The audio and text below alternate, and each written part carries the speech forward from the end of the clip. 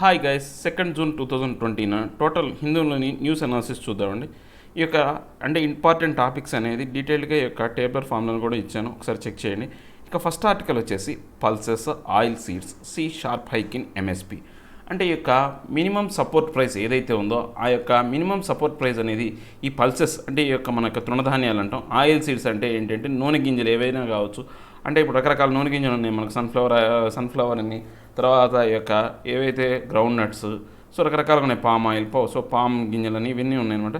So వీటికి సంబంధించిన ఈ యొక్క ఆయిల్ ప్రైసెస్ అనేవి కూడా ఏవైతే ఈ యొక్క సీడ్స్ ప్రైసెస్ అనేవి మినిమం సపోర్ట్ ప్రైస్ అనేది బాగా పెరిగిందనమాట. ఈ యొక్క ఆర్టికల్లో మనం పూర్తిగా ఫస్ట్ ఎంఎస్పి గురించి మనం ఇన్ డీటెయిల్గా తెలుసుకుందాం. అంటే అసలు ఎంఎస్పి అనేది ఎందుకు ఇస్తారు, ఎంఎస్పి వల్ల ఉపయోగం ఏంటి, ఎంఎస్పి అనేది ఎవరు ఇస్తారు, ఒకవేళ ఆ మినిమం సపోర్ట్ ప్రైస్ అనేది ఎవరు కొంటారు, అలాంటి విధానం గురించి మనం ఇప్పుడు తెలుసుకుందాం. ఒక ఫస్ట్ మనం న్యూస్లో ఉన్న దాని గురించి చూసుకుంటే, cabinet committee on economic affairs CCEA chaired by PM has approved the increased MSP for all mandated kharif crops for making season 2020-21. అంటే 2020-21 సంబంధించినటువంటి ఈ యొక్క ఏదైతే ఖరీఫ్ క్రాప్కు సంబంధించి ఈ యొక్క మినిమం సపోర్ట్ ప్రైస్ ఎంఎస్పి అనేదాన్ని ఈ యొక్క ఏది cabinet committee on economic affairs సంబంధించి ఈ యొక్క కమిటీ యొక్క చైర్పర్సన్ ఎవరు, PM. ఆల్రెడీ మనం కమిటీస్ గురించి చెప్పుకున్నాం, స్టాండర్డ్ కమిటీ, అడ్హాక్ కమిటీ అనేది. సో ఈ cabinet committee on economic affairs అనేది స్టాండర్డ్ కమిటీ అనమాట.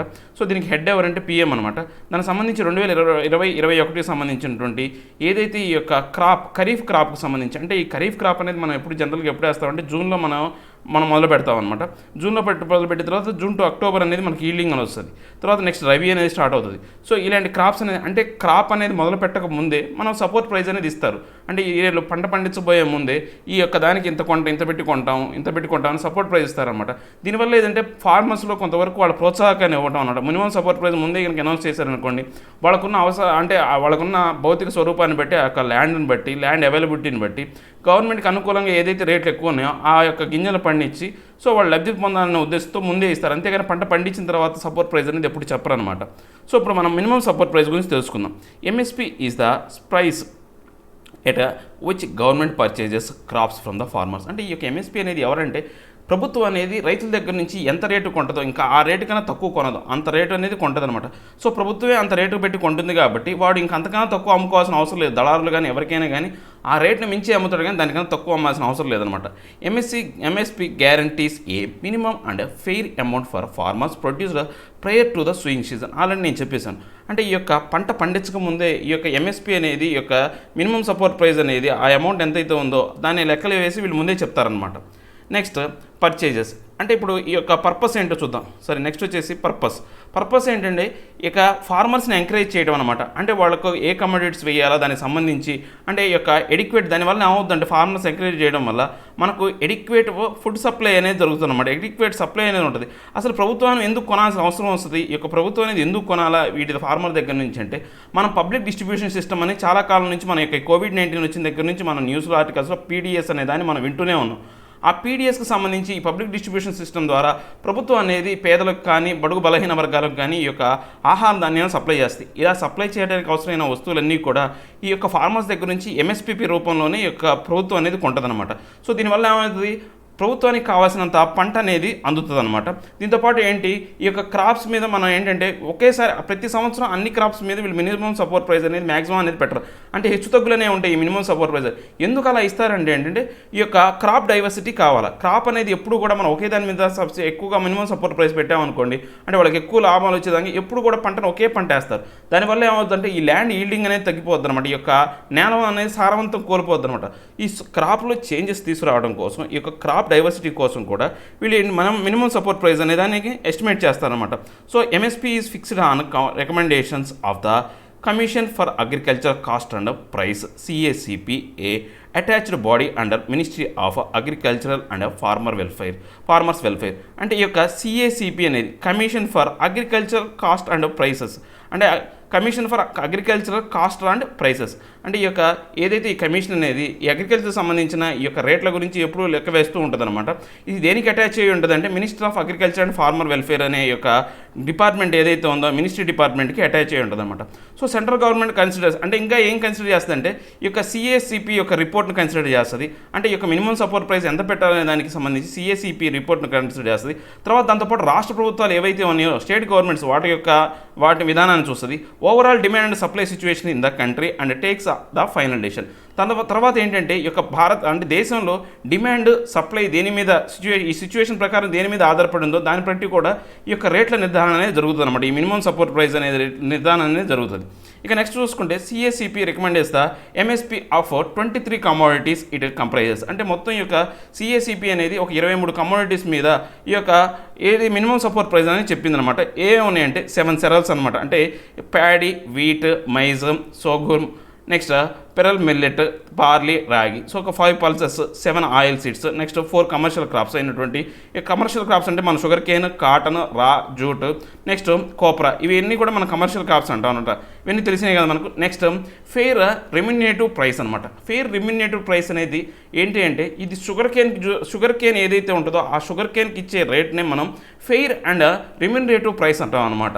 So fair and remunerative price అనేది షుగర్ కేన్ అంటే దీన్ని మినిమం సపోర్ట్ ప్రైస్ అని షుగర్ కేన్ కనరు, only fair and remunerative price అంటారు అనమాట. For sugarcane as the fair and remunerative price. చూడండి అంటే షుగర్ కేన్ కోసం దీన్ని ఫెయిర్ అండ్ రెమ్యునరేటివ్ ప్రైస్ అంటారు. Statutory binding on sugar factories to pay the minimum announced price. So ఇప్పుడు ఈ యొక్క షుగర్ కేన్ అనేది ఈ యొక్క ప్రభుత్వాలు అనేవి కొనవు. ఎందుకని ఆ చెరగడ్డలు చేసుకుని వాళ్ళు ఎవరికి డిస్ట్రిబ్యూట్ చేస్తారో వాటి వల్ల ఉపయోగం ఉండదు. కాబట్టి ఈ యొక్క సపోర్ట్ ప్రైస్ అనేది అందుకే దీన్ని మినిమం సపోర్ట్ ప్రైస్ అనలేదు. మినిమం సపోర్ట్ ప్రైస్ అంటే రైతులకు సపోర్ట్ చేసేది. కానీ ఇక్కడ ఏంటి ఫెయిర్ అండ్ రెమ్యునరేటివ్ ప్రైస్ అంటే ఏంటంటే వాళ్ళు ఏదైతే వాళ్ళు పండిస్తున్నారో దానికి సరిపోయేంత ఆదాయాన్ని ఇచ్చే విధంగా ఇచ్చే ప్రభుత్వం అనేది వాళ్ళ మీద దృష్టి సారించడానికి ఇచ్చే ఒక రేట్ అనమాట. సో ప్రభుత్వం కొనదు కాబట్టి దీన్ని మినిమం సపోర్ట్ ప్రైస్ కింద దీన్ని తీసుకోరు, ఫెయిర్ అండ్ రెమ్యునరేటివ్ ప్రైస్ కింద తీసుకుంటారు. దీని ప్రకారం ఏంటంటే స్టాట్యూటరీ బైండింగ్ అనమాట. అంటే చట్టబద్ధమైన దీనికి ఒక రేటుకి ఒక చట్టబద్ధత ఉందన్నమాట. సో ఎవరైనా కానీ షుగర్ క్యాన్ ఫ్యాక్టరీస్ వాళ్ళు ఈ ప్రైసెస్కి దీన్ని ఖచ్చితంగా కొనాల్సిందే. అంతేకాని దీనికన్నా తక్కువ ప్రైస్ కూడా ఎవరు కొనకూడదు. ఇంకా మంచిగా ఉందనుకోండి ఆ షుగర్ కేన్ అనేది దాంట్లో ఇంకా క్వాలిటీ బాగుందనుకోండి ఇంకా ఎక్కువ రేట్ పెట్టాల్సింది తప్పితే దీనికన్నా మినిమం సపోర్ట్ ప్రైస్ అంటే ఏంటంటే అంటే ఏ వస్తువు ఎంత వరస్ట్గా ఉండనియండి మనం తీసుకునే ఆ యొక్క ఇప్పుడు సపోజ్ మనం రైసే తీసుకున్నాం అనుకోండి, వరి తీసుకున్నాం అనుకోండి, వరిలో అది లీస్ట్ క్వాలిటీ అనుకోండి, ఆ లీస్ట్ క్వాలిటీ కూడా గవర్నమెంట్ ఇచ్చేది మినిమం సపోర్ట్ ప్రైస్. అది అంత లీస్ట్ క్వాలిటీ అయినా ఆ రేటు పెట్టి కొనాల్సింది. ఇంకా క్వాలిటీ పెరిగే కొద్దీ కాస్ట్ కూడా పెరగచ్చు. అదే కాస్ట్ మీద అందరూ కొనాలని రూల్ ఏం లేదు. Highest increase in a MSP is a proposed for Niger seeds followed by Sisman, Urad and cotton. అంటే ఇప్పుడు మనకు హైయెస్ట్ సపోర్ట్ ప్రైస్ అనేది ఎవరికి వచ్చిందంటే దేనికి వచ్చిందంటే నిగర్ సీడ్ అంటారు అనమాట. నిగర్ సీడ్ అంటే ఏంటి వీటి వెర్రి నువ్వులు అంటాం వీటిని. ఈ వెర్రి నువ్వులకు వచ్చి తర్వాత ఏంటి అంటే సిసమ్ అంటే నువ్వులు అనమాట.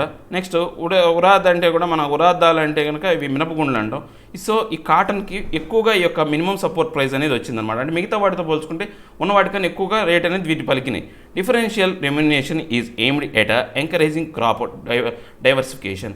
సో ఇప్పుడు మనం చూస్తే కనుక ఇప్పుడు డిఫరెన్షియల్ రెమ్యునేషన్ అనేది అందరికీ ఒకే సపోర్ట్ ప్రైస్ అనేది ఇవ్వరు. అంటే ఒక పంటకి ఎక్కువ సపోర్ట్ ప్రైస్ ఇస్తారు, ఇంకో పంటకి తక్కువ, అంటే దాంతో పోల్చుకుంటే పర్సెంటేజ్ ప్రకారం పోల్చుకుంటే ఈ యొక్క ఆదాయం అనేది తక్కువ వచ్చే విధంగా ఇస్తారు. ఎందుకంటే క్రాప్ డైవర్సిఫికేషన్ కోసం, అంటే ఈ యొక్క పంట అనేది మార్పు కోసం చెప్పాం కదా ఇందాక, ఒకటే రకంగా వేస్తే కనుక ఆ ల్యాండ్ ఈల్డింగ్ అనేది పోతుంది. సో అదే మృతిక క్రమక్షయం జరిగి ఆ మృతిక యొక్క ఏదైతే క్వాలిటీస్ ఉన్నాయో కోల్పోతుంది అని చెప్తాం కదా. సో అది జరుగుతుందని చెప్పేసి వీళ్ళు క్రాప్ డైవర్సిఫికేషన్ కోసం వేస్తారు. This increases in price is in line with the union budget 2018-19 announcement fix the MSP at a level of at least 1.5 times of the all India weighted average cost of production. అంటే ఇప్పుడు ఈ యొక్క రెమ్యునేటర్ 2020-21 సంబంధించింది ఈ లెక్కలన్నీ కూడా 2018-19 బడ్జెట్ అనౌన్స్మెంట్లో ఇచ్చిన ఏవైతే కేటాయింపులు ఉన్నాయో ఆ లెక్కల ప్రకారం ఇచ్చారనమాట. సో దాని ప్రకారం ఏంటి అంటే ఈ యొక్క వెయిటెడ్ యావరేజ్ అనమాట. ఇప్పుడు మన భారతదేశంలో మొత్తం పండించిన పంట మొత్తం వెయిట్ చూస్తారు. దాని యావరేజ్ కాస్ట్ అనేది ఎంత అవుతుంది, 100 రూపాయలు అయింది అనుకోండి దాని యావరేజ్ కాస్ట్, దానికన్నా 150 రూపాయలు అంటే 1.5 times అనేది ఇస్తారు. అంటే 150 రూపాయలు అమ్ముడుపోతే ఎంతైతే లాభం వస్తుందో, అంటే ప్రతి ఒక్క రైతుకి 100కి 50 రూపాయలు లాభం రావాలనే ఉద్దేశంతో ఆ మినిమం సపోర్ట్ ప్రైస్ పెడతారనమాట. సో క్వాలిటీ బాగుంది అనుకోండి 50 రూపాయల కన్నా ఎక్కువ ఆదాయం వస్తుందన్నమాట. సో ఇప్పుడు మనకు దగ్గర ఒక 1000 బస్తాలు అనేది భారతదేశం మొత్తం పండించారనుకోండి, ఆ 1000 బస్తాలు పండించడానికి 1,00,000 రూపాయలు ఖర్చు అయింది అనుకోండి, వీళ్ళు మినిమం సపోర్ట్ ప్రైస్ ఎంత పెడతారంటే 1,50,000 పెడతారు. అంటే 1,50,000 రూపాయలకి ఆ ధాన్యాన్ని అంతా కొనేటట్టు పెడతారనమాట. దీనివల్ల ఏంటంటే పండించిన ఆ రైతు ఎవరైతే ఉన్నారో, భారతదేశం మొత్తం ఒకటే రైతు పండించాడు అనుకోండి, అతనికి ఆ పండించిన దాని మీద 50% లాభం అనేది వస్తుందన్నమాట. పండించిన పెట్టుబడి మీద ₹1,00,000 పెట్టుబడి పెడితే అతనికి 1,50,000 వచ్చింది. అంటే ₹1,00,000 అతని యొక్క పెట్టుబడి రాగా ₹50,000 లాభం అనేది వస్తుంది అనమాట. నెక్స్ట్ మనం చూసుకుంటే expected returns to farmers over their cost of production are estimated to be highest in case of bajra 83%, followed by urad 64%, tur 58% and maize 53%. అంటే ఇప్పుడు మనం ఇప్పుడు దానికి 1.5 టైం అనేది చెప్పాం, కానీ ఈ క్రాప్స్ బజ్రా కానీ, ఉరాద్ కానీ, టూర్ కానీ, నెక్స్ట్ మైజా, వీటి మొత్తం కూడా చూసుకుంటే వాటి యొక్క ప్రాఫిట్ అనేది 83%, 64%. అంటే ₹1,00,000 పెట్టుబడి పెట్టడం కూడా 1,80,000, 83,000, తర్వాత ₹1,00,000 పెట్టడం 1,64,000 అట్లా వస్తుందన్నమాట. సో ఆదాయం వచ్చే విధంగా ఉన్నాయన్నమాట ఈ మినిమం సపోర్ట్ ప్రైస్ అనేది. సో ఈ యొక్క మినిమం సపోర్ట్ ప్రైస్ గురించి కూడా క్వశ్చన్ అనేది ఇచ్చాడు, మనం లాస్ట్ రోజు డిస్కస్ చేద్దాం. ఈ మినిమం సపోర్ట్ ప్రైస్ అనేది చాలా ఇంపార్టెంట్. 2008-18 సంబంధించి ఈ యొక్క ప్రిలిమ్స్ సంబంధించి క్వశ్చన్ కూడా, మెయిన్స్ క్వశ్చన్ కూడా వచ్చింది దీంట్లో. ఓకే, ఇక నెక్స్ట్ మనం చూసుకుంటే India, China and fortifying the Africa outreach. అంటే బాగా దెబ్బతిన్నటువంటి ఈ యొక్క ఆఫ్రికా ఖండాన్ని కాపాడటం కోసం ఇండియా, చైనా అనే రెండు తమ యొక్క చేతులను ఇచ్చినాయి అనమాట. అంటే అవుట్ రీచ్ అంటే ఏంటంటే పెంపు, వాటిని ఆఫ్రికాని పెంచడం కోసం, పెంచడం అంటే కష్టాల్లోంచి బయటపడేయటం అని అర్థం. అవుట్ రీచ్ అంటే పెంపకం అనమాట. పెంపకం అంటే ఏంటి, దానికి ఏదైతే అవసరం, మనం ఎవరినైనా పెంచామో అంటే ఏంటి, వాళ్ళకి కావాల్సిన సౌకర్యాలని మనమే చూసుకుంటాం అనమాట. సో ఇండియా యొక్క వర్షన్ ఏంటి, చైనా ఒక వర్షన్. ఇది చాలా ఇంపార్టెంట్ మనకు సివిల్ సర్వీస్లో మెయిన్స్కి చాలా ఇంపార్టెంట్ టాపిక్స్ అనమాట. ఇలాంటి క్వశ్చన్లు అడుగుతారు అనమాట. ఇంటర్నేషనల్ అఫైర్స్ కింద చైనాకి ఇప్పుడు ఆల్రెడీ మనకు ఈ యొక్క రిజిడ్ కల్చర్ అనేది ఏర్పడింది, బాగా సందిగ్ధత అనేది ఏర్పడింది. కాబట్టి ఇలాంటి సిచ్యువేషన్, ఇలాంటి క్వశ్చన్స్ అనేవి చాలా మనకు ఇంపార్టెంట్ అవుతుంది. సో వీటికి ఏ ఆస్పెక్ట్స్ కింద కూడా ఈ క్వశ్చన్స్ అడుగుతారని చూసుకుంటే international event and national and international importance కింద దీన్ని అనేది మొత్తం డీటెయిల్గా ఇచ్చాను, మీరు ఒకసారి చెక్ చేసుకోండి. సో ఇప్పుడు మనం చూసుకుంటే Africa is facing devastating effect due to pandemic, economic and public health condition or extremely vulnerable. అంటే ఇప్పుడు ఈ యొక్క ఆఫ్రికా ఖండం అనేది చాలా వరకు డివాస్టివేటింగ్ అంటే వినాశనానికి చెరువులో ఉందన్నమాట. దేనివల్ల, ఈ పెండమిక్ కారణంగా ఆర్థికంగాను, తర్వాత ఆరోగ్యపరంగా గాను, తర్వాత చాలా ప్రమాదకరమైన, వనరబుల్ అంటే ఎట్ రిస్క్ అనమాట, చాలా ప్రమాదకరమైన పొజిషన్లో ఉందన్నమాట. Ill equipped to cope with a public health emergency of this magnitude shortages of essential. So ఇప్పుడు ఈ తక్కువ అంటే వాళ్ళ దగ్గర సామర్థ్యం అనేది తక్కువ ఉంది, ఈ యొక్క వ్యాధిని ఎదుర్కొనేంత సరిపోయేంత వాళ్ళకి ఆర్థికంగా కానీ, లేకపోతే ఆరోగ్యపరమైనటువంటి ఫెసిలిటీస్ లేకపోవడం వల్ల, ఎసెన్షియల్స్ ఏవైతే లేకపోవడం వల్ల వాళ్ళు చాలా వరకు ఈ సమస్యను ఎదుర్కోలేకపోతున్నారు అనమాట. Need medical protective equipment and care to support front line public health workers. So దీంతో పాటు ఏంటి అంటే ఈ యొక్క మెడికల్ ఎక్విప్మెంట్ సపోర్ట్ అనేది వాళ్ళకి లేదు. ఆ యొక్క మెడికల్ ఎక్విప్మెంట్ సపోర్ట్ కనుక ఉంటే అక్కడ హెల్త్ సంబంధించిన, పబ్లిక్ హెల్త్ వర్కర్స్ సంబంధించినటువంటి వాళ్ళకి సపోర్ట్ అంటే వాళ్ళు ఈ వ్యాధికి వ్యతిరేకంగా పోరాడడానికి వాళ్ళకి సహాయం చేసిన వాళ్ళు అవుతాం అనమాట. నెసెసిటేటెడ్ Africa's dependence on external aid. So ఇప్పుడు ఇలాంటి అన్ని కారణాల వల్ల ఈ యొక్క ఆఫ్రికా ఖండం అనేది ఇతరుల మీద ఆధారపడాల్సిన అవసరం అనేది, అంటే ఇతరుల యొక్క సహాయం కోసం ఎదురు చూడాల్సిన అవసరం అనేది ఏర్పడింది అనమాట. ఇప్పుడు చూసుకుంటే ఇండియా అండ్ చైనా. ఇప్పుడు ఇండియా అండ్ చైనా అనేది ఎందుకు ఆఫ్రికా కంట్రీని సపోర్ట్ చేయాలంటే, ఇక్కడ ఎక్కువగా ఆఫ్రికా కంట్రీతో వర్తకం చేసే దేశాల్లో India, China top most countries అనమాట. సో చూద్దాం ఒకసారి. Shown support throw medical assistance to Africa. ఈ రెండు దేశాలు ఏంటంటే అంటే వైద్యానికి సంబంధించిన సహాయం అనేది చేసాయి అనమాట. Both are long standing partners of Africa. ఇవి గత కొన్ని సంవత్సరాలుగా లాంగ్ స్టాండింగ్ పార్ట్నర్స్ అనమాట ఆఫ్రికాకు సంబంధించి. China and India are Africa's first and second single largest trading partners in 2018, over 21% of total African trade. అంటే చైనా అయితే ఫస్ట్ అనమాట, ఇండియా వచ్చేసి సెకండ్ అనమాట. ఈ రెండే అంటే ఫస్ట్ అనేది చైనా, నెక్స్ట్ ఇండియా అనేది లార్జెస్ట్ ట్రేడింగ్ పార్ట్నర్స్. అంటే ఎక్కువగా వ్యాపారం జరిపే దేశాలు 2018లో ఏవి అంటే ఈ యొక్క ఆఫ్రికాతో చైనా అండ్ ఇండియా. చైనా రెండు కలిపి 21% of the total African trade అనేది, ఈ వ్యాపారంలో 21% అనేది ఈ రెండు దేశాల నుంచి జరుగుతుంది అనమాట. Differences in the approaches of both countries is assisting Africa. అంటే ఇప్పుడు ఏంటి, ఈ యొక్క రకరకాల వైవిధ్యాలు ఉన్నాయి వీళ్ళు. అంటే ఇప్పుడు చైనా చేసే ఆర్థిక సహాయం యొక్క విధానం వేరు, మన భారతదేశం చేసే ఆర్థిక సహాయం యొక్క విధానం వేరు అనమాట. అంటే డిఫరెన్సెస్ ఉన్నాయన్నమాట. చైనా యొక్క డిఫరెన్స్ ఏంటి, మన ఇండియా యొక్క డిఫరెన్స్ అనేది ఈ ఆర్టికల్లో ఆధార్ అనే అతను బాగా క్లియర్గా చెప్పాడు. చైనా చూస్తే money, political influence and elite level wealth creation. అంటే ఇప్పుడు ఏంటి, వాళ్ళకు మనీ, ఆర్థికంగా, తర్వాత రాజకీయపరమైనటువంటి యొక్క ప్రాముఖ్యతతో, తర్వాత ఈ ఎలైట్ లెవెల్ అంటే గొప్ప గొప్ప వాళ్ళు ఎవరైతే ఉన్నారో ఆఫ్రికాలో ఈ గొప్ప గొప్ప అంటే దేశాలు అనేవి బాగా అభివృద్ధి చెందిన దేశాలు కావచ్చు, లేకపోతే ఎక్కువ వర్తకం ఇప్పుడు డైమండ్స్ అనేవి అక్కడ బాగా అవైలబిలిటీ ఉంటాయి అనమాట కొన్ని దేశాల్లో. సో అలాంటి దేశాలతో ఈ యొక్క చైనా అనేది బాగా వాళ్ళకి సహాయం చేస్తుంది అనమాట. Next strong state to state relation as opposed to people ties. అంటే ఈ రాష్ట్రాలకి అంటే ఆ ఖండంలో ఉన్న రాష్ట్రాలతోనే ఎక్కువ సంబంధాలు కానీ ఆ యొక్క ప్రజలతో ఎక్కువ సంబంధాలు లేకుండా చేస్తుందన్నమాట వాళ్ళ సహాయం అనేది. Hard infrastructure projects and resource extraction. దాంతోపాటు ఏంటంటే వాళ్ళకు మౌలిక సదుపాయాలని ఏర్పాటు చేసి అక్కడ రిసోర్స్ ఎక్స్ట్రాక్షన్ అంటే అక్కడున్న ఏవైతే రిసోర్సెస్ ఉన్నాయో వాటిని ఉపయోగించుకుంటుంది అనమాట చైనా. అంటే ఎక్స్ట్రాక్ట్ చేయడానికి అవకాశం కల్పిస్తుంది అనమాట. అక్కడ అంటే ఎక్స్ట్రాక్ట్ చేయడం వల్ల ఏమవుతుంది, దాంతో మళ్ళీ వర్తకం చేయొచ్చు అనమాట. సో వ్యాపార ధోరణిలోనే చైనా ఉంది. మన భారతదేశంగా చూసుకుంటే India focus on building local capacities and an equal partnership with Africans, not merely with African elite. అంటే ఇప్పుడు భారతదేశం ఎలా ఉందంటే దీని యొక్క విధానం వేరు. అంటే ఈక్వల్ పార్ట్నర్షిప్ ఉందన్నమాట. ఆఫ్రికన్ ఖండంలోని అన్ని దేశాలతో ఈక్వల్ పార్ట్నర్షిప్తో ఉంది. దాంతోపాటు లోకల్ కెపాసిటీస్ కూడా పెంచడానికి వీళ్ళు చాలా వరకు కృషి చేస్తున్నారన్నమాట. అంటే ఎక్కువగా ఆఫ్రికాలోని గొప్ప ఏదైతే దేశాలు ఉన్నాయో వాటితో ఎలైట్ అంటే గొప్ప ప్రాముఖ్యత కలిగిన దేశాలు లేదా ధనికమైన దేశాలతో ఎటువంటి పొత్తు అనేది లేకుండా ఉంది ఇండియా. అంటే అక్కడ పేదలకు సహాయం చేయడానికి అంటే మనం ఎప్పుడు కూడా సహాయాత్మక ధోరణిలోనే ఉంది మన భారతదేశ ప్రభుత్వం అనేది. China support to Africa COVID-19. అంటే ఈ కోవిడ్-19 సమయంలో ఈ చైనా అనేది ఆఫ్రికాకి ఎలా సహాయం చేస్తుందో చూద్దాం. Provided medical equipment, Beijing's donation diplomacy to raise China's profile as a leading providers of humanitarian assistance and public goods in global public health sector. అంటే ఇప్పుడు మెడికల్ ఎక్విప్మెంట్ అనేది వాళ్ళకి ఇస్తున్నారు. తర్వాత బీజింగ్ అనేది డొనేషన్స్ ఇస్తుంది అంటే రకరకాల విధానాలతో. ఇప్పుడు బీజింగ్లో ఉన్నటువంటి అంటే ఇక చైనాలో ఉన్నటువంటి ఆలీబాబా అనే కంపెనీ కొంతవరకు డొనేట్ చేసింది. అలా ఎవరైతే ప్రైవేట్ వ్యాపార సంస్థలు ఏవైతే ఉన్నాయో ఆ దేశాలతో బాగా మచ్చికగా ఉన్న దేశాలన్నీ కూడా వాళ్ళకు అంటే ఆ దేశాలతో ఎక్కువగా వ్యాపారం చేస్తున్న యొక్క వ్యాపార సంస్థలు అనేవి వాళ్ళకు డొనేషన్స్ ఇస్తూ ఉన్నాయన్నమాట. Next shift the focus away from talking about the origin of virus. అంటే ఇప్పుడు వీళ్ళు ఎందుకు ఇలాంటి సహాయం చేస్తున్నారంటే ముందు ఈ యొక్క వ్యాధి అనేది ఎక్కడ స్టార్ట్ అయిందంటే చైనాలోనే స్టార్ట్ అయింది. మనం జనరల్గా చాలా వరకు ఒక ట్రంప్ కూడా దీన్ని చైనా వైరస్ అనో లేకపోతే వుహాన్ వైరస్ అనో ప్రపంచ దేశాలన్నీ కూడా ఇది చైనా అనేది దీనికి కారణం ఉంటుంది. సో ఆ విధానం నుంచి బయటపడటం కోసం ఆ యొక్క నింద నుంచి బయటపడటం కోసం ఆఫ్రికాలో ఇలాంటి పనులు చేస్తుందన్నమాట.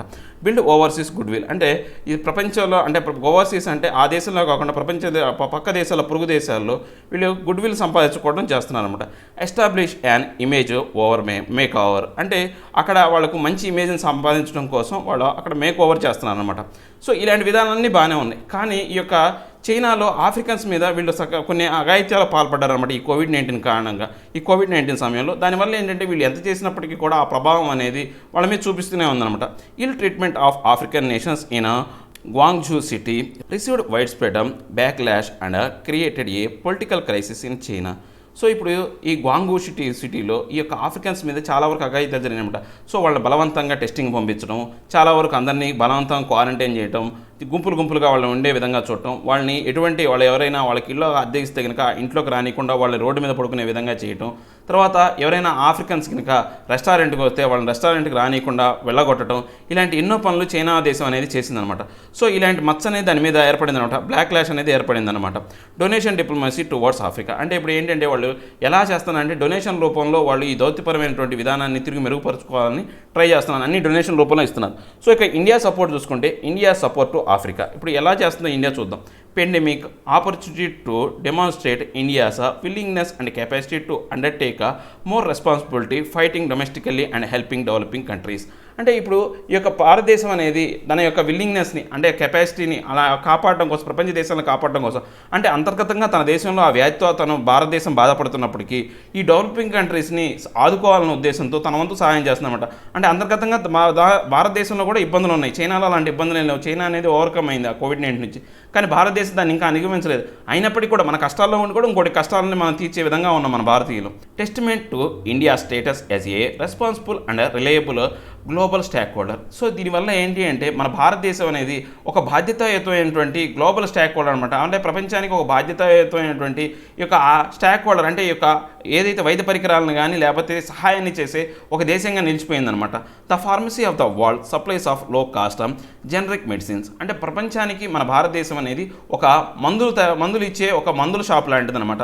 ఎట్లాగా తక్కువ రేట్లకి ఈ జనరిక్ మెడిసిన్ అనేదాన్ని మన భారతదేశం ప్రొవైడ్ చేస్తుంది అనమాట. Pharmaceutical products and refined petroleum products account for 40% of India's total exports to African markets. అంటే ఇప్పుడు ఈ యొక్క ఫార్మాసిటికల్ ప్రొడక్ట్స్ కావచ్చు, లేకపోతే రిఫైనరీ పెట్రోలియం ప్రొడక్ట్స్ కావచ్చు, భారతదేశం 40% అనేది ఈ యొక్క అంటే 40% ట్రేడ్ అనేది భారతదేశం నుంచి ఈ యొక్క టోటల్ ట్రేడ్లో 40% ట్రేడ్ ఆఫ్రికన్ మార్కెట్లోనే జరుగుతుందన్నమాట భారతదేశానికి సంబంధించి.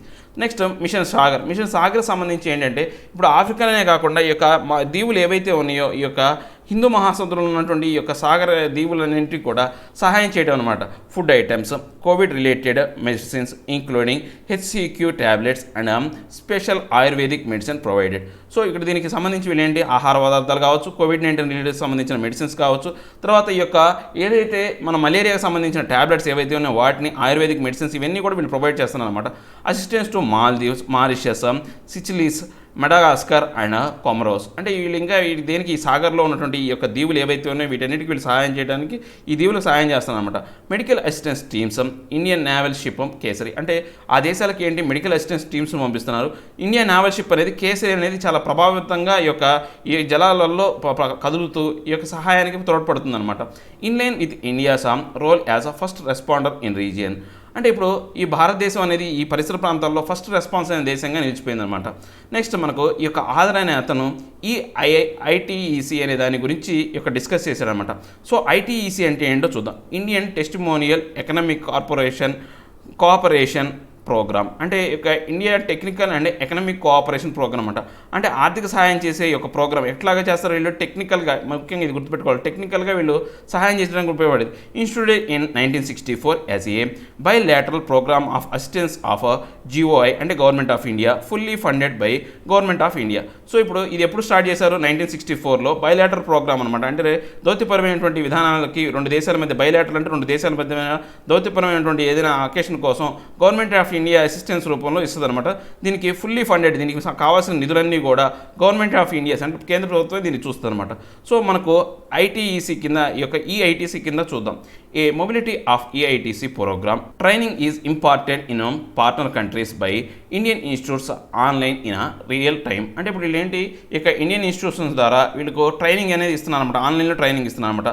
The classrooms are shifted to the partner countries and tailor made course are delivered by Indian facilities online through video conferences. So దీనికి సంబంధించి క్లాస్ రూమ్స్ కానీ ఇవన్నీ కూడా వాళ్ళు దానికి అనుగుణంగా ఆన్లైన్ క్లాసెస్ ఇవ్వడానికి సరిపోయే విధంగా వీడియో కాన్ఫరెన్స్ రూపంలో చేసే విధంగా ఈ టెక్నాలజీ అనే దాన్ని వాళ్ళు ఉపయోగించుకొని వాళ్ళకు ట్రైనింగ్ అనేది ఇవ్వడం జరుగుతుందన్నమాట.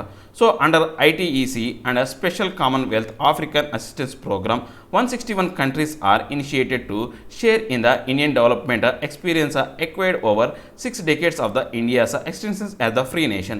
సో ఇప్పుడు ఈ యొక్క ఐటీఈసీ కింద మన భారతదేశం అనేది ఈ యొక్క ఆఫ్రికన్ కంట్రీస్కి ఎలా సాయం చేస్తుంది అనేది 161 దేశాలు అనేవి దీని మీద విశ్లేషణ జరిపి గత 60 సంవత్సరాలుగా 6 డెకేడ్స్గా ఇండియా అనేది ఎలా ఫ్రీ నేషన్గా వీళ్ళకి ప్రొవైడ్ చేస్తుంది, సర్వీస్ని ప్రొవైడ్ చేస్తుంది అనే దాని మీద రీసెర్చ్ జరుగుతున్నారు అనమాట. అంటే వాళ్ళు పూర్తిగా డెవలప్మెంట్ ఎక్స్పీరియన్స్ గురించి వాళ్ళు అంటే దాని మీద రీసెర్చ్ చేస్తున్నారు అనమాట. Competence of India as a provider of technical know-how and expertise as well as training opportunities, consultancy services and feasibility studies. అంటే ఇంకా ఏంటి ఈ యొక్క భారతదేశం అనేది వాళ్ళకి టెక్నికల్గా ఎలా ప్రొవైడ్ చేస్తుంది, ఈ యొక్క ట్రైనింగ్ ఆపర్చునిటీస్ కానీ, కన్సల్టెన్సీస్ కానీ, తర్వాత సర్వీసెస్, ఫీజిబిలిటీ స్టడీస్ అన్నీ కూడా ఎలా చేస్తుంది అనేది ఈ యొక్క ఐటీఈసీ మీద ఆధారపడి ఉంటుంది అనమాట. నెక్స్ట్ కోవిడ్-19 management strategies training webinars exclusively aimed at training health care professionals from Africa and SAARC's nations and sharing of best practices by Indian health experts. అంటే ఈ కోవిడ్-19 మేనేజ్మెంట్కి సంబంధించి ఇక ఎలాంటి మన వ్యూహాలను వ్యవహరించాలి, తర్వాత వాటిని ఎలా ట్రైనింగ్ ఇవ్వాలా, హెల్త్ కేర్ ప్రొఫెషనల్స్కి ఎలాంటి ట్రైనింగ్ ఇవ్వాలా, ఆఫ్రికా సార్క్ నేషన్స్కి ఎలాంటి యొక్క అంటే నాలెడ్జ్ ట్రాన్స్ఫర్ అనేది అవసరం అనమాట. ఇలాంటి అంశాలన్నింటిలో కూడా మన భారతదేశం అనేది ఈ ఐటీఈసీ అనే ప్రోగ్రామ్ని ఉపయోగించుకుంది అనమాట. India business man and companies in Nigeria and Kenya have donated money to the respective national emergency response fund. అంటే మన భారతదేశానికి సంబంధించినటువంటి వ్యాపారవేత్తలు ఎవరైతే ఉన్నారో నైజీరియాకి, కెనియాకి డొనేషన్స్ అనేవి ఈ యొక్క రెస్పాన్స్ ఫండ్ కింద, ఈ యొక్క కోవిడ్-19 కారణంగా ఉన్న రెస్పాన్స్ ఫండ్గా వాళ్ళకి అమౌంట్ అనేది ఇవ్వడం జరిగిందనమాట. Conclusion, two models both countries might find that they need to adapt to the rise aspirations of the African continent. So ఇప్పుడు ఈ యొక్క టూ మోడల్, రెండు విధానాలు అనేవి మన భారతదేశం కావచ్చు, చైనా కావచ్చు విధానాలు పాటిస్తున్నాయి అనమాట. సో దీనికి ఏంటి అంటే వాళ్ళు అడాప్ట్ చేసుకున్నారనమాట. సో వాటికి ఆస్పిరేషన్స్ ఏవైతే వాళ్ళకి అవసరాలు ఉన్నాయో, కోరికలు ఉన్నాయో వాటిని తీర్చడం కోసం, ఆఫ్రికన్ కంట్రీలో వాళ్ళ యొక్క కోరికలు తీర్చడం కోసం ఈ రెండు దేశాలు అనేవి పాటుపడుతున్నాయి అనమాట, తోడ్పడుతున్నాయి. సో దీనికి సంబంధించి అంటే మన భారతదేశ విధానం వేరు. మన భారతదేశం ఏంటి పేదలకు సహాయం చేయాలని, కానీ చైనా మాత్రం ఈ యొక్క వ్యాపార ధోరణిలోనే ఏదైతే అక్కడ ఎలైట్ కంట్రీస్ ఏవైతే ఉన్నాయో వాటికి సహాయం చేయాలనే ధోరణిలోనే ఉన్నాయన్నమాట. సో ఇది కంక్లూజన్ అనమాట. సైన్స్కి సంబంధించి దీంట్లో ప్రాక్టీస్ క్వశ్చన్ కూడా ఒకటి ఇవ్వడం జరిగిందనమాట. డ్యూరింగ్ కోవిడ్-19 pandemic both India and China are try to position themselves as reliable partners of Africa discuss. అంటే ఇప్పుడు కోవిడ్-19 సమయంలో భారతదేశం కావచ్చు లేకపోతే చైనా కావచ్చు ఈ రెండు దేశాలు ప్రయత్నించినాయి దేనికోసం, దెమ్సెల్వ్స్ యాజ్ రియలబుల్ పార్ట్నర్స్, అంటే నిజమైన స్నేహితులు ఎవరు, పార్ట్నర్స్ అంటే భాగస్వాములు ఎవరని నిరూపించుకోవడం కోసం ఈ ఆఫ్రికా కాంటినెంట్ గురించి వీళ్ళు ఎవరు నిజమైన భాగస్వాములను నిరూపించుకోవడానికి వాళ్ళు చాలా వరకు ఆ పొజిషన్ కోసం ప్రాకులాడారు అని చెప్పేసి దాని గురించి డిస్కస్ చేయమన్నమాట 250 పాయింట్స్లో. సో ఇలాంటి క్వశ్చన్స్ వచ్చినప్పుడు మనం ఏం చేయాలంటే ఫస్ట్ ఈ యొక్క రిలేషన్ సంబంధించి మనం ఏ ట్రేడ్ అనేది జరుపుతున్నాం, మనం ఈ చైనాని ఇండియాని ఎందుకు కంపేర్ చేస్తున్నాం అంటే ఈ యొక్క దేశంతో ఎక్కువగా, ఆ కాంటినెంట్తో ఎక్కువగా ట్రేడ్ జరిపేది ఈ రెండు దేశాలే. సో మొత్తం ట్రేడ్లో 21% అనేది ఫస్ట్ చైనా ఉంటే నెక్స్ట్ భారతదేశం ఉంటుంది. సో అలాంటి పాయింట్స్తో ఎప్పుడైనా సరే ఆర్టికల్ స్టార్ట్ చేయాలి. మనం రాసే టాపిక్ అనేది స్టార్ట్ చేయాలి. స్టార్ట్ చేసిన తర్వాత చైనాది ఇండియా యొక్క డిఫరెన్సెస్ చెప్పాలి. చైనా ఎలాగా విధానాలను అవలంబించింది, తర్వాత ఎలా ఇండియా విధానాలను అవలంబించింది. సో మనం ఇంట్రడక్షన్ అనేది ఎప్పుడు కూడా 50 పాయింట్స్లోనే అయిపోయి ఉండాలి. ఒక 50 పాయింట్స్ అంటే 50 వర్డ్స్లో అయిపోయి ఉండాలి. సో ఇంట్రడక్షన్ దాని గురించి, అంటే ఈ యొక్క ఎందుకు మనం చైనాని ఇండియాని కంపేర్ చేసామనే ఉద్దేశంతో మొత్తం 21% అనేది దాని గురించి ఒక 50 వర్డ్స్లో చెప్పాలా. నెక్స్ట్ మొత్తం వీటి మధ్య డిఫరెన్సెస్ అనేవి ఒక 150 వర్డ్స్లో, అంటే మనం 75 వర్డ్స్నేమో మనం ఇండియాకి, అంటే ఎక్కువగా ఇండియానే సపోర్ట్, అంటే ఇండియాని చైనాని రెండు కంపేరిటివ్గా తీసుకుంటే ఏంటంటే మనం ఇండియాని ఎక్కువ సపోర్ట్ చేసినా పర్లేదు, మీ ఇష్టం అది. 75 పాయింట్స్ రెండుకి మన ఈక్వల్ పార్ట్నర్ అంటే వెయిటేజ్ ఇచ్చామనుకోండి, 75 వర్డ్స్ ఏమో మన చైనాకి, సో 75 వర్డ్స్ ఏమో ఇండియా గురించి మనం డిస్క్రైబ్ చేయాలి. నెక్స్ట్ మనం టోటల్ కంక్లూడ్ వచ్చేసి 50 వర్డ్స్లో మనం కంక్లూజన్ అనేది ఇవ్వాలి. సో మనం 250 వర్డ్స్లో టోటల్ వాడికి అర్థమయ్యే విధంగా చెప్పాలి. సో అర్థమయ్యే విధంగా చెప్పాలి అంటే మనకు ఎక్కువ ప్రాక్టీస్ ఉండాలి. సో ఇలాంటి క్వశ్చన్లకు మీరు ఏం చేస్తారంటే మీరు ఖచ్చితంగా వీటికి సంబంధించి ఎస్సే అనేది మీరు రాయడానికి ట్రై చేయండి. మీకు కుదిరితే మీరు కామెంట్ రూపంలో కానీ లేకపోతే మన యొక్క అఫీషియల్ మెయిల్ ఐడి ఉంది, దాంట్లో ఒకసారి మీరు పోస్ట్ చేయండి.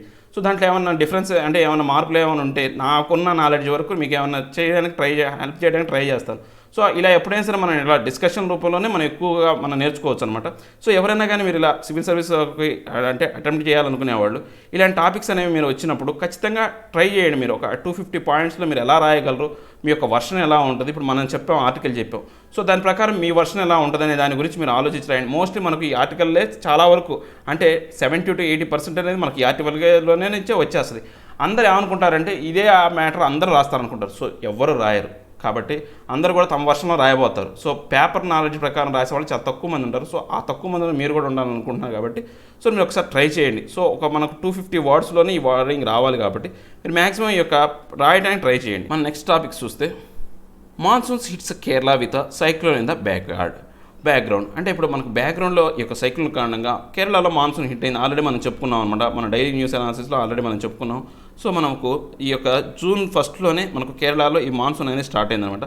సో మనకు ఈ మాన్సూన్ అనేవి ఎలా వస్తాయి అనేది ముందు ముఖ్యంగా దాని గురించి డిస్కస్ చేద్దాం. తర్వాత ఇక ముంబైలో మనకు ఇంకొక నైసర్గా అనే ఒక సైక్లోన్ అనేది వచ్చేసింది, ఆల్రెడీ వచ్చింది. సో ఆ యొక్క సైక్లోన్ వల్ల మనకు ఎలాంటి ప్రాబ్లం ఉన్నాయి, ఇలాంటి సైక్లోన్స్ ఎందుకు వస్తాయి, ఈ మాన్సూన్స్ అనేవి ఎలా ఏర్పడతాయి అనేది మనం ఇన్ డీటెయిల్గా ఈ రెండు టాపిక్స్ నుంచి మనం తెలుసుకుందాం. ఫస్ట్ మనకు మాన్సూన్ అంటే మనకు తెలిసిందే, మనకు ఈ యొక్క ఇంత నాలెడ్జ్లో మనకు మాన్సూన్ అనేది ఏంటంటే అరేబియక్ వర్డ్ అనమాట. మౌసమ్ అనే ఒక అరబిక్ వర్డ్ నుంచి వచ్చిన వర్డింగ్ అనమాట.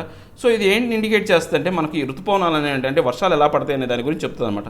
మనకి ఇలా మాన్సూన్ రావడానికి కారణం ఏంటంటే ముఖ్యంగా మనకు హిందూ మహాసముద్రం ఈ యొక్క మన పరిసర ప్రాంతాల్లో ఉంటున్నాం కాబట్టి, సముద్ర తీర ప్రాంతంలో ఉంటున్నాం కాబట్టి, సో ఆ సముద్రం వల్లనే మనకి ఈ యొక్క వర్షపాతం అనేది జరుగుతుంది అనమాట.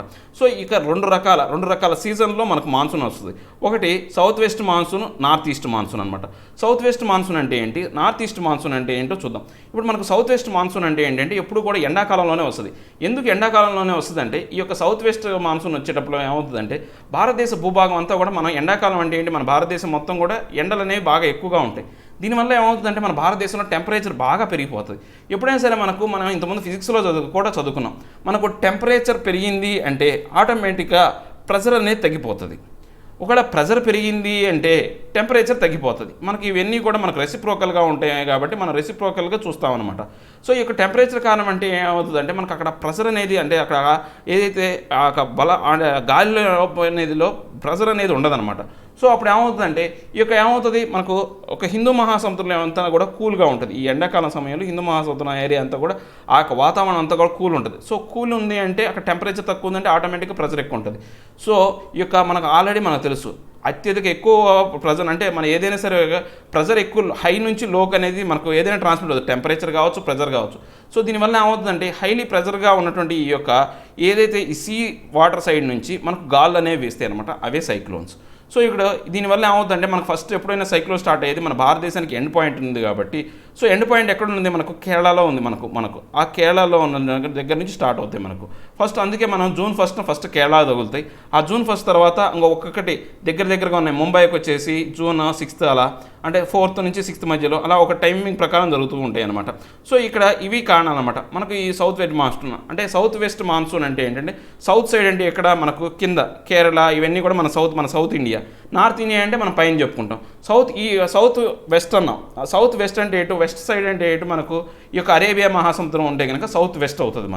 మనకు నార్త్ ఈస్ట్ అని కనుక చూసుకుంటే నార్త్ ఈస్ట్ మాన్సూన్ అంటే నార్త్ ఈస్ట్ అంటే ఏంటి, మనకు బంగ్లాదేశ్ సైడ్ ఉన్న ఏరియాలు అనమాట. నార్త్ ఈస్ట్ కంట్రీస్ ఏవైతే ఉన్నాయో మిజోరం, అవన్నీ కూడా సిక్కిం, మిజోరం, తర్వాత అస్సాము, అరుణాచల్ ప్రదేశ్, మేఘాలయ, ఇవన్నీ కూడా మనకు నార్త్ ఈస్ట్ సైడ్ వస్తున్నాయి. సో ఈ 2 రకాల మాన్సూన్ ఈ మూల నుంచి ఆ మూలకి, ఆ మూల నుంచి ఈ మూలకి, ఈ 2 రకాలుగా వస్తాయి అనమాట. సో అవి ఎలా వస్తాయి చూద్దాం. అప్పుడు నార్త్ ఈస్ట్ మాన్సూన్ అనేది ఎలా ఏర్పడుతుంది అంటే ఇది చలికాలంలో వస్తుంది అనమాట. చలికాలం ఏమవుతుంది, మన భారతదేశం అంతా కూడా చల్లగా ఉంటుంది. ముఖ్యంగా నార్త్ ఈస్ట్ స్టేట్స్లో చాలా ఎక్కువ మంచు గడ్డగట్టిపోయేంత, అంటే చలి వాటర్ కూడా గడ్డగట్టిపోయేంత చలి ఉంటుంది అనమాట. అక్కడ చల్లగా ఉండటం వల్ల ప్రెషర్ ఎక్కువగా ఉంటుంది. ఇక్కడికి వచ్చాక ఈ వాటర్ దగ్గరకు వచ్చాక అంత హీట్ ఉండదు, అంత కూలింగ్ ఉండదు, చాలా కొంతవరకు హీట్ ఉంటుంది అనమాట. సో అక్కడ ప్రెషర్ పెరుగుతుంది కాబట్టి, లో ప్రెషర్ ఉంది కాబట్టి అక్కడి నుంచి మళ్ళీ గాలులు వేస్తాయి. ఆ గాలుల వల్ల ఏమవుతుంటే ఆ గాలులు ట్రావెల్ చేసేటప్పుడు ఈ చెట్లు, అరణ్యాలు కావచ్చు, లేకపోతే ఈ కొండలు కావచ్చు, అడ్డం పడటం వల్ల అవి పైకి లేవటం వల్ల సో మనకు వర్షపాతం అనేది పడుతుంది అనమాట. సో అది ప్రాసెస్. నార్త్ వెస్ట్ మాన్సూన్ అనేది మనకు ఎప్పుడు వస్తుంది అంటే చలికాలం అప్పుడు ఈ వానలు పడతాయి అనమాట. మనకు డిసెంబర్ నెలలో వానలు పడినాయి అనుకోండి, నార్త్ ఈస్ట్ మాన్సూన్. ఇప్పుడు మనకు జూన్, జూలై, ఆగస్టులో పడ్డాయి అనుకోండి, ఇది దేని వల్ల వస్తుందంటే సౌత్ వెస్ట్ మాన్సూన్ వల్ల వస్తుంది అనమాట.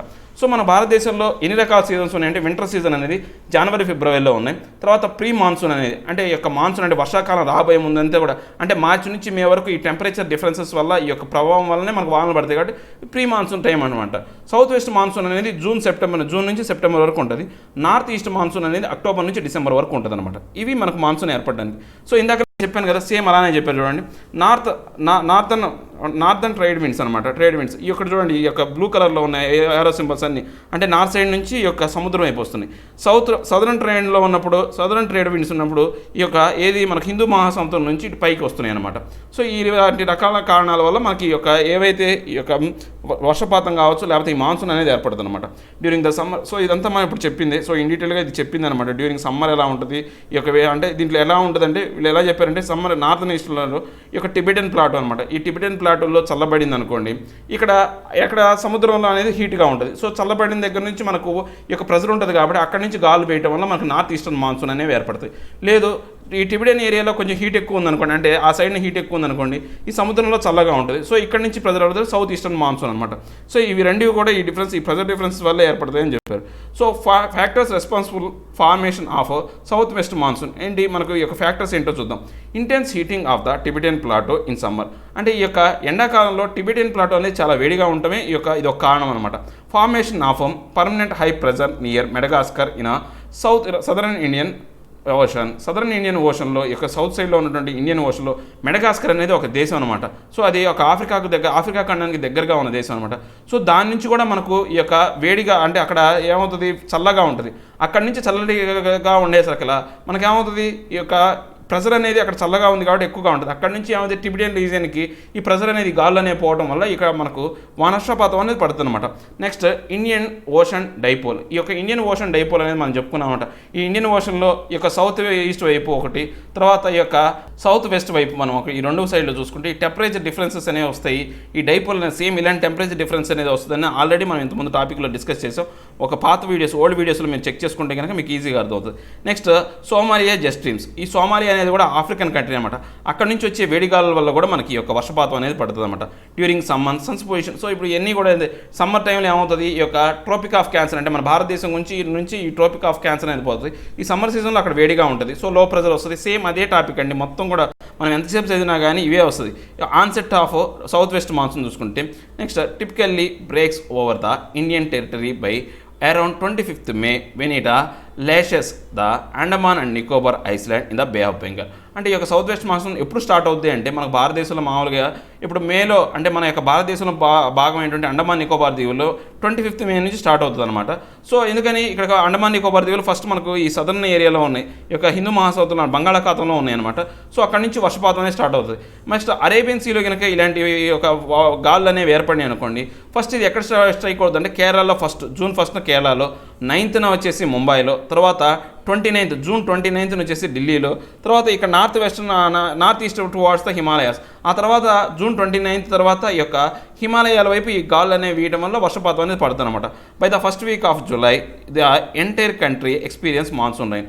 సో మనకు ఈ యొక్క జూలై ఫస్ట్ వారం వచ్చేసరికి భారతదేశంలో అన్ని చోట్ల వర్షపాతం అనేది పడుతుంది ఈ యొక్క సౌత్ వెస్ట్ మాన్సూన్ వల్ల మనకు.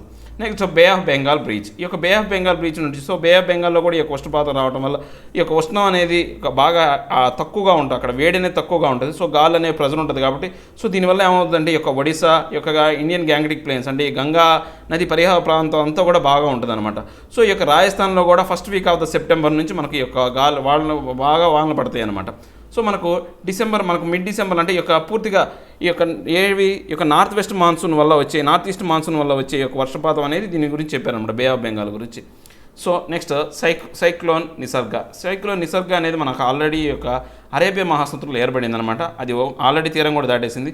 So a developing tropical cyclone storm in the Arabian sea likely to make a landfall between Harihareshwar in Mumbai and Daman. Harihareshwar Mumbai Daman నుంచి యొక్క తీరం దాటే అవకాశం ఉందన్నమాట ఈ యొక్క నైసర్గిక సైక్లోన్ అనేది.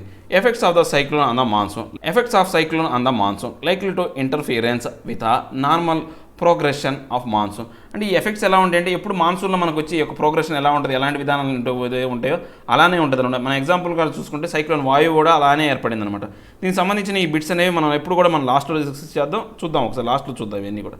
ఇక మనం నెక్స్ట్ చూసుకుంటే RS and LS meetings కెడ్ be held on alternative days. అంటే ఇప్పుడు ఈ యొక్క మీటింగ్కి ఏవైతే ఉందో అక్కడ లోక్సభ కావచ్చు, రాజ్యసభ కావచ్చు, ఆల్టర్నేటివ్ డేస్ అనమాట. ఎందుకని ఈ యొక్క సోషల్ డిస్టెన్సింగ్ అనేది పాటించాలి కాబట్టి ఒకేసారి అంతమంది వెళ్ళారనుకోండి అక్కడ సోషల్ డిస్టెన్సింగ్ అనే నిబంధనలు దెబ్బతింటాయి కాబట్టి ఆల్టర్నేటివ్ డేస్లో ఈ యొక్క ఏవైతే మీటింగ్స్ అనేవి జరుగుతాయి అనమాట. రాజ్యసభ పోల్స్ అనేవి June 19th జరుగుతాయి అనమాట. సో దీనికి సంబంధించి మనం ఏం తెలుసుకోవాలంటే ఇప్పుడు రాజ్యసభ కానీ లోక్సభ కానీ నిర్వహించే యొక్క స్పీకర్ కావచ్చు, లేకపోతే ఈ యొక్క చైర్మన్ కావచ్చు. లోక్సభ స్పీకర్ని అయితేనేమో స్పీకర్ అంటాం, లోక్సభను నిర్వహించే అతన్ని స్పీకర్ అంటాం, ఈ యొక్క రాజ్యసభ నిర్వహించే అతన్ని చైర్మన్ అంటాం. చైర్మన్ అంటే నథింగ్ బట్ ఎవరంటే మన వైస్ ప్రెసిడెంట్ అనమాట. ఈ డిఫరెన్సెస్ అనేవి మనం బాగా తెలుసుకుందాం ఈ యొక్క ఆర్టికల్ నుంచి. సో మనకు స్పీకర్ యొక్క విధులు ఏంటి, స్పీకర్ ఎలా వ్యవహరిస్తాడు, స్పీకర్ ఎలా ఉంటుంది, మొత్తం స్పీకర్ గురించి ఇన్ డీటెయిల్గా తెలుసుకుందాం అనమాట. Speaker of Lok Sabha elected by the LS from amongst its members. అంటే ఈ యొక్క లోక్సభని అంటే స్పీకర్ని ఎలా ఎన్నుకుంటారంటే ఎలక్ట్ చేసుకుంటారనమాట. ఆయన ఎన్నుకుంటారు ఎలాగా ఆ యొక్క లోక్సభలో ఎవరైతే మెంబర్స్ ఉంటారో ఆ మెంబర్లో ఒకరిని ఎన్నుకుంటారనమాట. The head of the Lok Sabha and its representative. అంటే ఆయన ఎవరైతే ఈ లోక్సభ స్పీకర్ ఎవరైతే ఉన్నారో దానికి హెడ్గా అంటే ఆయన అది పెద్దగా ఉంటాడనమాట. సో ఆ రిప్రజెంటేటివ్స్ కూడా ఆయనే పెద్ద అనమాట. The principal spokesperson of the house. అంటే ఈ యొక్క హౌస్ గురించి ఆ హౌస్ తరపున ఏదైనా మాట్లాడాలి అంటే అతనే స్పోక్స్ పర్సన్ అనమాట, ప్రిన్సిపల్గా చెప్పాలంటే. Decision in all parliamentary matters is final అంటే ఇప్పుడు ఏదైనా పార్లమెంటరీ మ్యాటర్ సంబంధించి ఏదైనా చట్టసభలో ఏం చేయాలంటే ఆయన యొక్క డెసిషన్ అనేది ఫైనల్ అనమాట. Next placed at 7th rank in the order of precedence along with the chief justice of India. అంటే ఇప్పుడు ఈయన యొక్క మన భారతదేశంలో ఈ యొక్క అధికారాల గురించి మన యొక్క ఆర్డర్ కనుక పెట్టుకుంటే first president, prime minister order కనుక మనం పెట్టుకుంటే ఈ 7th place chief justice of India తర్వాత నెక్స్ట్ అంత పవర్ఫుల్ పోస్ట్ ఏదైనా ఉందంటే నెక్స్ట్ స్పీకర్ పోస్ట్ అనమాట. Functions of the speaker maintaining order and decorum in the house for conducting it's business and regulating it's proceedings. అంటే ఇప్పుడు ఈయన ఏం చేస్తాడంటే ఆ యొక్క మీటింగ్ని ఆర్డర్లో ఉండడానికి ఆ యొక్క ఏదైతే ఆ సభలో అంటే నిర్వర్తించాల్సిన విధులని నిర్వర్తించడం, అక్కడ సభలో ఉన్న సభ్యులందరినీ మర్యాదపూర్వకంగా ఉండే విధంగా చూడటం అనేది ఈయన బాధ్యత అనమాట. Adjourns the house or suspends the meeting in options of quorum. అంటే ఇప్పుడు సరైనటువంటి కోరం అంటే ఏంటంటే ఈ యొక్క సరైనటువంటి ఎవరైతే అంటే 1/3 మెంబర్స్ అనేవాళ్ళు అంటే మొత్తం ఎన్నికైన వాళ్ళు 1/3 వంతు కనుక లేకపోతే కనుక ఆ యొక్క దాన్ని ఆ మీటింగ్ని ఆపేయటం కానీ లేకపోతే ఆ యొక్క సభను ఎత్తివేయటం కానీ లేకపోతే పోస్ట్ పోన్ చేయడం కానీ చేయొచ్చు అనమాట, అధికారం ఉందన్నమాట. Exercise casting vote in case of tie between tie but not on first instance make his position impartial. అంటే ఇప్పుడు ఎప్పుడైనా సరే ఈ ఒక ఏదైనా చట్టసభలో ఏదైనా చట్టం చేయాలి అనే దాని మీద టై ఏర్పడింది అనుకోండి, 2 చోట్ల సైడ్న సమానమైనటువంటి ఓట్లు అనేవి పడ్డాయి అనుకోండి. సో అప్పుడు అతని యొక్క ఓటును ఉపయోగించుకొని ఆ యొక్క బిల్లును పాస్ చేయాలా రద్దు చేయాలనే దాని మీద ఆయన ఫైనల్ డెసిషన్ తీసుకోవచ్చు అనమాట. అంతేకాని అంటే ఆయనకు ఫైనల్ పొజిషన్ ఇస్తారనమాట. ఎందుకని ఇంపార్షియల్గా ఉండాలి కాబట్టి ఇటువైపు ఆయన ఏది మొగ్గు చూపకుండా ఏ పార్టీ వైపు ఆయన యొక్క ప్రభావం చూపకుండా వివక్షత చూపకుండా సో ఉండడం కోసం ఆయన ఏం చేస్తాడంటే ఆయనకి ఫైనల్ పొజిషన్ ఇస్తారు కానీ ఫస్ట్ పొజిషన్లో ఆయన ఎప్పుడు ఓటు వేయనియరు అనమాట. Next proceedings over the joint sitting of the 2 houses which is summoned by the president to settle a deadlock between the 2 houses on any bill. అంటే ఏదైనా బిల్లు మీద కనుక సందిగ్ధ పరిస్థితి ఏర్పడింది అనుకోండి, అంటే లోక్సభ ఒక బిల్లుని ఆమోదించి రాజ్యసభ ఆమోదించలేదు, లేదా రాజ్యసభ ఆమోదించి లోక్సభ ఆమోదించలేదు.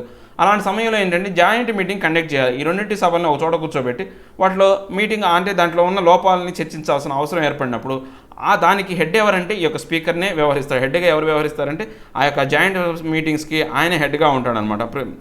సో అలాంటి సమయంలో ఆయన హెడ్గా ఉండి ఆ యొక్క మీటింగ్ కండక్ట్ చేసే విధంగా చూస్తాడనమాట. నెక్స్ట్ మనం చూసుకుంటే provisions to ensure independence and impartiality.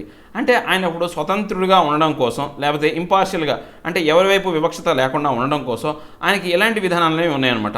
Provide with security of tenure. ఆయనకి ఒక అంటే 5 ఏళ్ల కాల పరిమితి అనేది ఉందన్నమాట. 5 ఏళ్లే కాదు, అంటే ఒకసారి మనకు ఈ యొక్క పార్టీ ఏర్పడిన తర్వాత అంటే ఈ యొక్క ఎలక్షన్స్ జరిగిన తర్వాత ఎంతకాలం ఆ యొక్క ప్రభుత్వం నిలిచి ఉంటుందో ఆ నిలిచి ఉండి నెక్స్ట్ మళ్ళీ ప్రభుత్వం వచ్చేంత వరకు ప్రభుత్వం పడిపోయినప్పటికీ అంటే ఇప్పుడు మనకు ఎలక్షన్స్ జరిగినాయి, ఆ ఎలక్షన్ జరిగిన తర్వాత నెక్స్ట్ హౌస్ ఫామ్ అయ్యి నెక్స్ట్ స్పీకర్ని ఎన్నుకునేంత వరకు ఇంతకుముందు స్పీకర్గా ఆయన విధులు నిర్వర్తిస్తాడనమాట. Removed only by a resolution passed by the Lok Sabha and absolute majority and not an ordinary majority. Absolute majority, ordinary majority అని 2 మెజారిటీలు ఉన్నాయి. అబ్సల్యూట్ మెజారిటీ అంటే ఏంటంటే మొత్తం సభలో ఆ సగం మంది కన్నా ఎక్కువ ఉంటే మొత్తం సభలో కొంతమంది ఇప్పుడు మొత్తం సభ మనకు ఎంతంటే 545 అనేది మన యొక్క టోటల్ ఎంపీ సీట్స్ అంటే యొక్క మెంబర్ ఆఫ్ పార్లమెంట్ అనేవాళ్ళు లోక్సభలో 545 మంది ఉన్నారు. కానీ ఇప్పుడు మన పొజిషన్లో మాత్రం 540 మంది మాత్రమే ఎంపీలు ఉన్నారన్నమాట. దాంట్లో చూసుకుంటే మొత్తం దాంట్లో సగం ఎంత ఉంటుంది 270 కన్నా ఒకళ్ళు ఎక్కువ 271 కనుక ఉందంటే దాన్ని ఏమంటారంటే అబ్సల్యూట్ మెజారిటీ అంటారనమాట.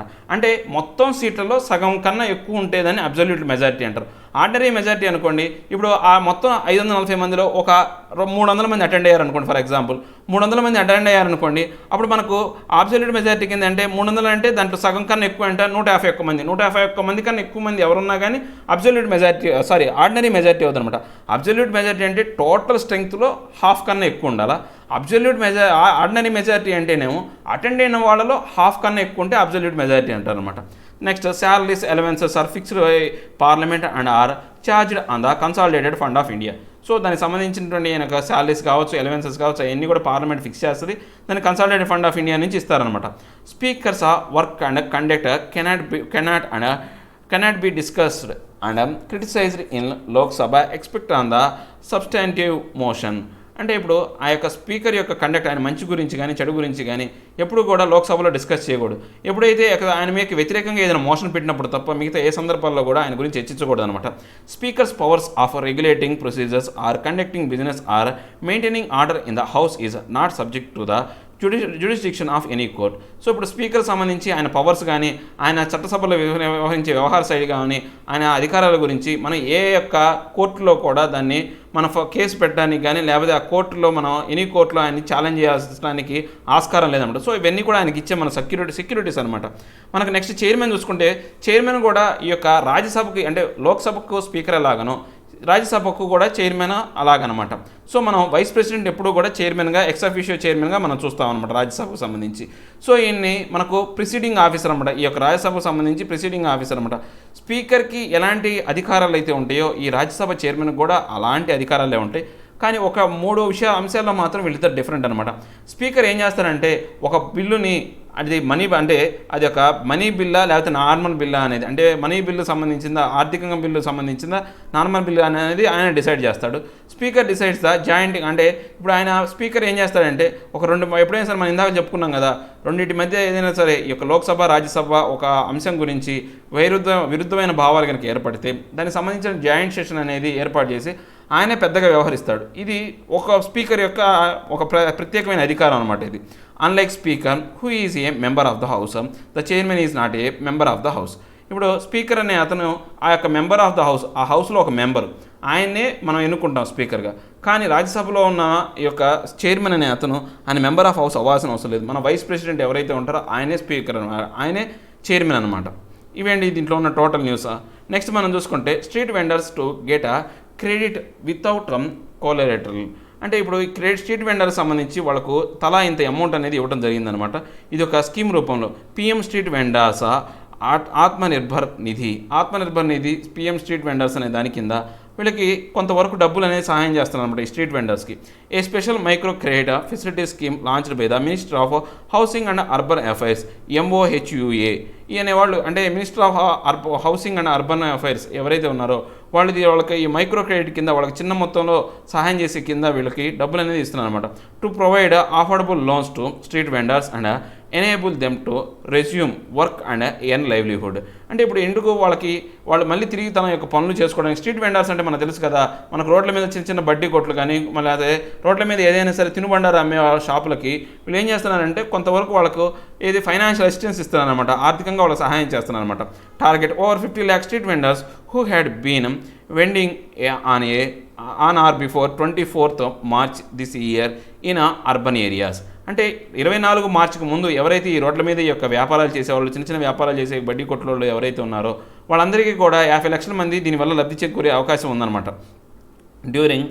డ్యూరేషన్ అనమాట టిల్ మార్చ్ 2022, అంటే 2022 మార్చి వరకు ఈ యొక్క ఆఫర్ అనేది ఉంటుంది వీళ్ళకి ఈ విధంగా సహాయం చేయడం అనేది ఉంటుంది. Features street vendors from peri-urban or rural areas are being included as beneficiaries under the Urban Livelihood Program for the first time. అంటే ఇప్పుడు ఈ అర్బన్ లైవ్లీహుడ్ ప్రోగ్రామ్ కింద ఈ యొక్క పెరి అర్బన్ అంటే చిన్న చిన్న నగరాలు కావచ్చు, చిన్న చిన్న పట్టణాలు కావచ్చు, వాటిలోనూ తర్వాత గ్రామాల్లో కూడా ఈ యొక్క ఎవరైతే స్ట్రీట్ వెండర్స్ ఉన్నారో వాళ్ళందరికీ ఈ యొక్క లబ్ధి చేకూర్చే విధంగా చేశారన్నమాట. కొన్ని స్కీమ్స్ కొన్ని ఏరియాలకే ఉంటాయి. ఇప్పుడు మనకు MGNREGA ఉంది, Mahatma Gandhi national rural employment guarantee act. అది only rural, already national rural ఏరియాలోనే అంటే గ్రామీణ ప్రాంతాల్లోనే ఉంటుందన్నమాట. అలాంటి స్కీమ్స్ అనేవి ఉన్నాయి. అలా లేకుండా భారతదేశం మొత్తం వర్తించే విధంగా ఉందన్నమాట. Vendors can avail A working capital loan up to 10,000 rupees. అంటే వాళ్ళకి 10,000 రూపాయల వరకు డబ్బులు ఇస్తారనమాట. సో ఈ యొక్క డబ్బులు అనేవాడిని వాళ్ళు ఇన్స్టాల్మెంట్స్ రూపంలో ఒక 1 year లోపల కట్టేయాలన్నమాట. సో ఇప్పుడు ఒకళ్ళు కట్టేసిన తర్వాత వాళ్ళు కరెక్ట్గా ఇన్ టైంలో కనుక పే చేశారనుకోండి, వాళ్ళకు ఇంట్రెస్ట్ రేట్ 7% అనేది సబ్సిడీ కింద వాళ్ళకి DBT కింద, అంటే ఆ డైరెక్ట్ బ్యాంక్ ట్రాన్స్ఫర్ కింద వాళ్ళ బ్యాంక్ అకౌంట్లో డబ్బులు 6 నెలల లోపల జమ చేయబడతాయి. వాళ్ళు కట్టిన ఇంట్రెస్ట్ అనేది రిటర్న్ అవుతాయి అనమాట.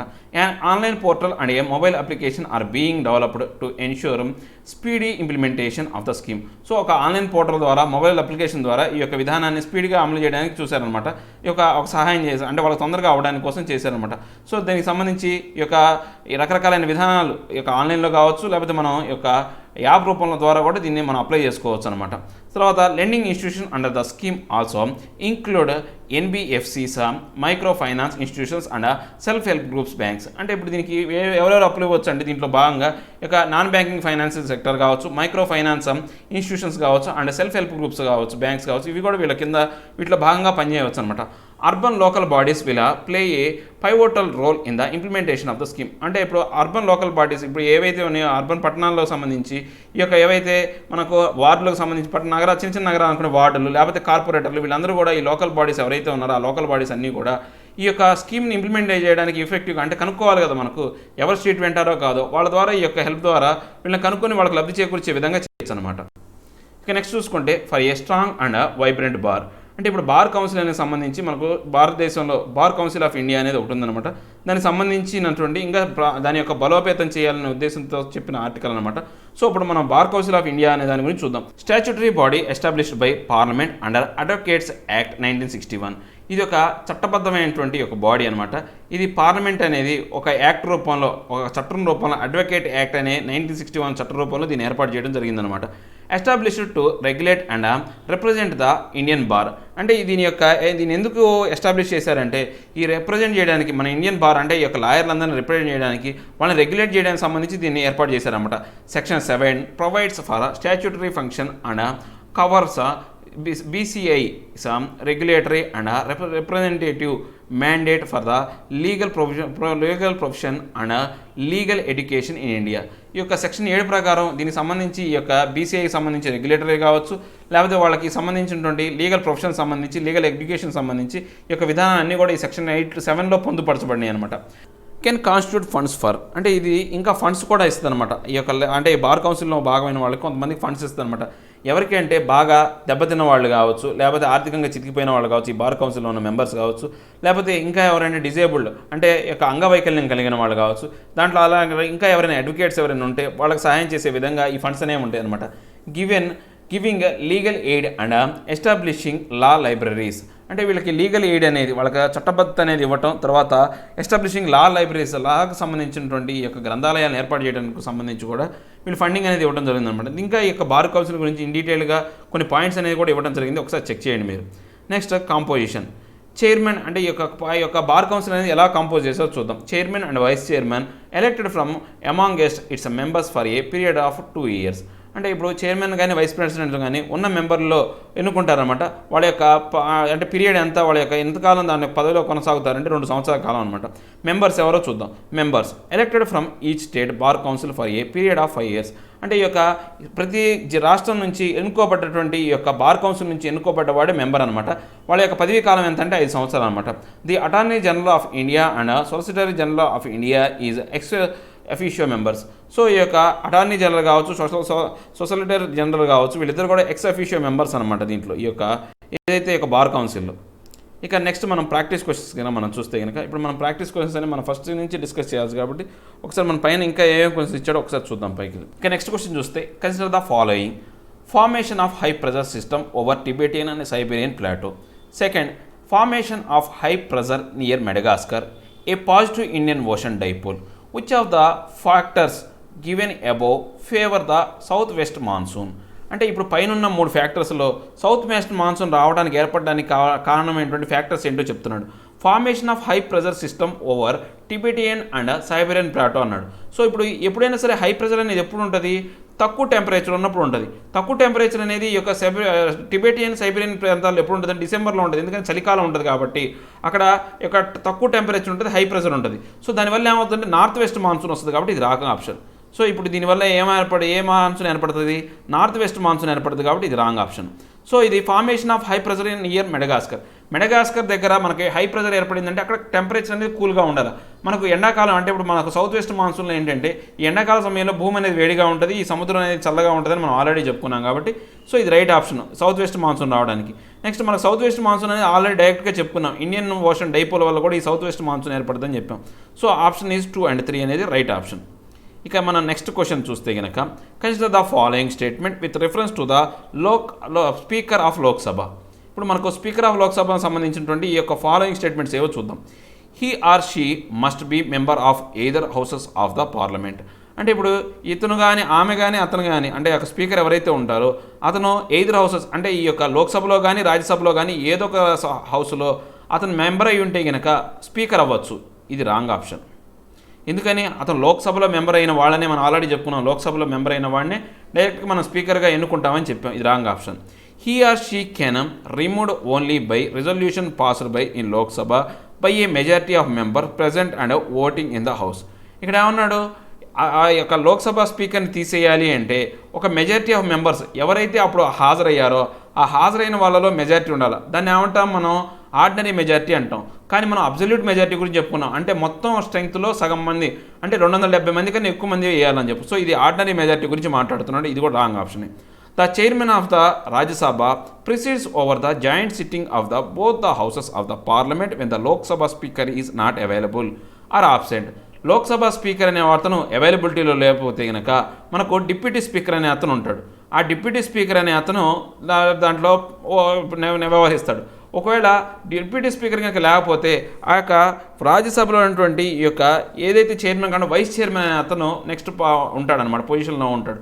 సో అంతేగాని ఎప్పుడూ కూడా చైర్మన్ అనే అతను ఈ యొక్క అంటే 2 మీటింగ్లుగా కామన్ మీటింగ్ జరిగినప్పుడు అతను వ్యవహరించడు అనమాట. సో ఇది కూడా రాంగ్ ఆప్షనే. మనకు ఆప్షన్ వచ్చేసి ఆన్సర్ 1, 2 and 3. ఇక్కడ ఏమన్నాడు, వాడు ఏమని అడిగాడు, the statement given above is incorrect అన్నాడు. సో ఇన్కరెక్ట్ స్టేట్మెంట్స్ అంటే ఏంటి, ఈ 3 ఇన్కరెక్ట్ స్టేట్మెంట్సే కాబట్టి 1, 2 and 3.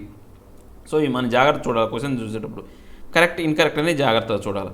ఇక మనం నెక్స్ట్ బిట్కి వెళ్తే, consider the following statement regarding PM street vendors Atmanirbhar Nidhi scheme. PM street vendors Atmanirbhar Nidhi scheme కింద ఉన్న అంశాలు ఏంటో చూద్దాం. It AIIMS to provide affordable loans to over 50 lakh street vendors and enable them to resume work and earn livelihood. ఇది correct. 50 లక్షల మందికి target చేస్తూ వాళ్ళని ఏం చేస్తూ వాళ్ళు తిరిగి వాళ్ళ యొక్క పనుల్లోకి రావడం కోసం ఇచ్చే ఆర్థిక సహాయం అనమాట. One timely early payment of the loan and instant subsidy of 7% per annum will be credit to the bank accounts of the beneficiary. అంటే ఆన్ టైమ్లీ అంటే ఎప్పుడైతే వాళ్ళు టైం ప్రకారం వేళ కట్టారనుకోండి వాళ్ళకి 7% ఇంట్రెస్ట్ అనేది వాళ్ళకు బ్యాంక్ అకౌంట్లో పడిపోతుంది అనమాట ఆటోమేటిక్. ఇది కరెక్టే. It is launched by the minister of housing and urban affairs. Yes, ఇది కూడా అంతే. దీన్ని ఎవరు లాంచ్ చేశారంటే మినిస్ట్రీ ఆఫ్ హౌసింగ్ అని మనం ఇందాక చెప్పుకున్నాం, హౌసింగ్ అండ్ అర్బన్ అఫైర్స్ అని. సో ఆన్సర్ వచ్చేసి 1, 2 and 3 అనేది రైట్ ఆప్షన్స్. మనకు అడిగింది which of the following statements are correct statements అడిగాడు. సో 3 స్టేట్మెంట్స్ కరెక్ట్ కాబట్టి మనకు కరెక్ట్. నెక్స్ట్ మనం బిట్ చూస్తే, with reference to the bar council of India which among the following statements is are correct. So మనం చూసుకుంటే కనుక it is a statutory body. Yes, ఇది statutory body అంటే దీనికి చట్టబద్ధత ఉందన్నమాట. Attorney general and solicitor general of India are its ex officio members. ఇది కూడా కరెక్టే. It can constitute funds for providing financial assistant to organise welfare schemes for indigent advocates. ఇది కరెక్టే. ఫండ్స్ అనేవి ఇవ్వడం కోసం ఎవరైతే ఇబ్బందుల్లో ఉన్న ఆ న్యాయవాదుల కోసం ఇస్తారనమాట. సో ఇది కూడా ఆప్షన్ ఏంటంటే డి ఆప్షన్ 1, 2 and 3 అనే ఆప్షన్. ఇక మనం నెక్స్ట్ క్వశ్చన్ చూస్తే కనుక with reference to the bar council, already ఆ క్వశ్చన్ సేమ్ క్వశ్చన్ అనేది మళ్ళీ రిపీట్ అయింది. ఇక మనం నెక్స్ట్ క్వశ్చన్ చూస్తే కనుక 4th క్వశ్చన్ చూస్తే, consider the following formation of high pressure system over Tibetan. ఇందాక ఆల్రెడీ చూసాం మనం ఈ బిట్. సో దీనికి మనకు 1 and 2 ఓన్లీ అని మనం ఆల్రెడీ చెప్పుకున్నాం. సారీ 2 and 3 ఓన్లీ అని ఆల్రెడీ చెప్పుకున్నాం. Next with reference to the minimum support price. మనం ఈ మినిమం సపోర్ట్ ప్రైస్ సంబంధించి కొన్ని స్టేట్మెంట్స్ ఇచ్చాడు. Consider the following statements. The central government fixes the MSP based on, already చెప్పాం కదా మనం సేమ్, ఇది కూడా బోత్ 1 and 2 అని చెప్పేసాం. సో మనకు దీనికి సంబంధించి ఆప్షన్లు కూడా ఇవ్వడం జరిగింది. సో ఇవి కూడా ఆన్సర్స్ కూడా ఇచ్చాను, చెక్ చేయండి. ఇవండి ఈరోజు నా టోటల్ హిందూలో న్యూస్ అనాలిసిస్. నా ఎక్స్ప్లెనేషన్ మీకు నచ్చినట్లయితే లైక్ చేయండి, షేర్ చేయండి. మీరు ఏదైనా చెప్పాలనుకుంటే కింద కామెంట్ రూపంలో తెలియచేయండి. ఇంకా సబ్స్క్రైబ్ అవ్వని వాళ్ళు ఎవరైనా ఉంటే సబ్స్క్రైబ్ చేయండి. Thank you very much.